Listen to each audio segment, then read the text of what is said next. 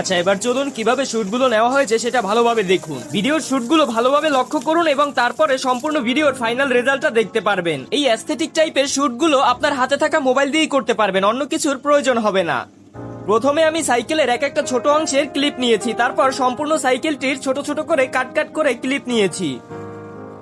সাইকেলে উঠে প্যাডেল দেওয়ার সময় যে অংশটি দেখতে পাচ্ছেন, এটা করার জন্য ভিডিও অন করে আমি ফোনটা মাটিতে নিচে রেখে দিয়েছিলাম এবং পরবর্তীতে আমি সাইকেল যখন চালাচ্ছি তখন এক হাত দিয়ে ভিডিও করতেছিলাম এবং এক হাত দিয়ে সাইকেল চালাচ্ছিলাম। লোকেশন যদি সুন্দর হতো, পরিবেশটা যদি আরো সুন্দর হতো, আরো সুন্দর সুন্দর শুট নেওয়া যেত। শুধু একটা ফোন দিয়ে নিজে একাই এই টাইপের ভিডিওগুলো করা যায়।